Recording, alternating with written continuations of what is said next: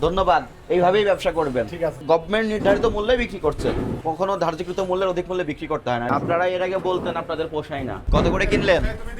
আপনি কত করে বিক্রি করেন? যে এই আছেন আপনারা, কত করে বিক্রি হচ্ছে এখন?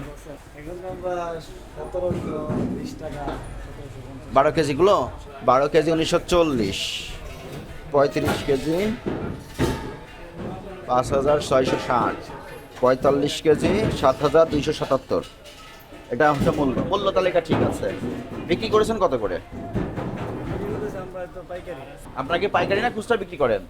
স্যার পাইকারিও করি, খুচরা করেন। দুটোই করি। খুচরাগুলো কত করে বিক্রি করেন? খুচরা এখন করতেছে 1800 টাকা, 1900 টাকা, 1700 টাকা। মানে 12 কেজি যেটা 1940, 1900 করে দিচ্ছেন। 1900 করে। Very good. পাইকারি করছি স্যার 750 টাকা। আপনারা এর আগে বলতেন আপনাদের পোষায় না, পোষায় না, জি এই স্যার। রাখে ওই রাখে। জি স্যার। পরে তো সরকার তো আপনাদের দিকেও বিবেচনা করলো, ভোক্তাদের সাইডও বিবেচনা করে একটা মূল্য সমন্বয় করলো। জি স্যার। এখন কি পোষাচ্ছে? আলহামদুলিল্লাহ স্যার, অনেক হ্যাঁ? ভালো। আর কোনো সমস্যা আছে? না, আলহামদুলিল্লাহ স্যার। লাইসেন্স হাল নাগাদ ছিল? এর আগে জি স্যার। দেখেছিলেন? হ্যাঁ, দেখে গেছি। আপনার হচ্ছে যে পারমিট ছিল কত কেজির? ছিল স্যার 5,500 কেজি। তার থেকে বেশি রাখতেছেন তো? না স্যার, এখন কমাই দিছি। আপনার ওই পাশের গোডাউন মতো আপনার, ওটা খালি গোডাউন আপনি বললেন স্যার, ওই যে- ওখানে শুধু খালিগুলো রাখে। কারণ আপনি আর বলছিলেন যে ভরাগুলো একসাথে এখানে। কোনো লাগবে ঠিক না। আছে, এই জন্য দেখি ওই গোডাউন। দেখি। এটা ওই যে পেট্রো মেসেজ স্যার। দেখান তো আমাকে কয়টা রসিদ দেখান। চালান দেখবেন স্যার? তাহলে এখন গভর্নমেন্ট নির্ধারিত মূল্যে বিক্রি করছে? না স্যার, এখন আমরা পাইকারি বিক্রি করতেছি 1750 টাকা। আচ্ছা, মানে এমআরপি যা যারা আছে তার আমাদের থেকে একটু কমে কাছে রাখতেছেন? অনেক কম স্যার। আচ্ছা, দেখুন তো কয়েকটা দেখান।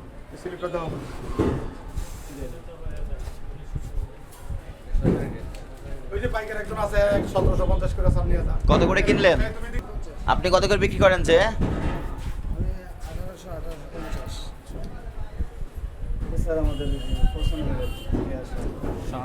আজকে দুই পরিমাণ দুই 2800 সাবেক বলতে আগে নিয়েছিল, বাকিতে দিয়েছিলেন। হ্যাঁ, জি, জি। আচ্ছা, ঠিক আছে, ধন্যবাদ। এইভাবেই ব্যবসা করবেন। ঠিক আছে স্যার। কখনো ধার্যকৃত মূল্যের অধিক মূল্যে বিক্রি করতে হয় না, এটা করলে অপরাধ হয়। অপরাধ হলে আমরা কিন্তু ব্যবস্থা নিতে হয়। স্যার, জি স্যার। আমাদের উদ্দেশ্য আপনাদের কারো জরিমানা করা না। জি স্যার। আর চাই আপনারা আইন মেনে ব্যবসা করবেন, ভোক্তারা আইন মেনে পণ্য কিনবে। রান্নাঘর কি পরিষ্কার পরিচ্ছন্ন রাখেন এখন?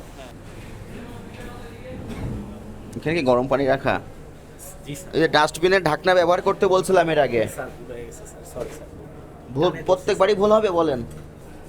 এখানে যারা কাজ করে না, জি স্যার। বিরিয়ানি তৈরি করেন, কেওড়া জল ব্যবহার করেন,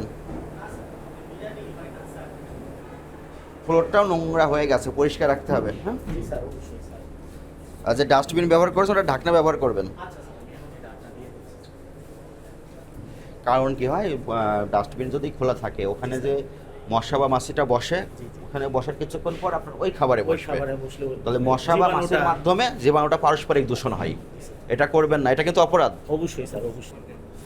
জরিমানা করলাম না আজকে, স্যার কিন্তু আলহামদুলিল্লাহ স্যার, ধন্যবাদ। আপনাদের মৌখিকভাবে আমি ওয়ার্নিং দিয়ে গেলাম, আপনারা এগুলো সংশোধন করে ফেলেন। ঠিক আছে স্যার, আলহামদুলিল্লাহ, ধন্যবাদ। খাবারের মূল্য তালিকা দেওয়া আছে, হ্যাঁ, এই যে লিস্ট দেওয়া।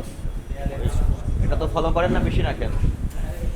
আপনার এখানে তো কারণ বাজারের ব্যবসায়ীরা খাওয়া দাওয়া করে। ঠিক আছে, রান্নাঘর একটু নোংরা আছে, পরিষ্কার করবেন, ডাস্টবিনের ঢাকনা ব্যবহার করবেন। ঠিক আছে।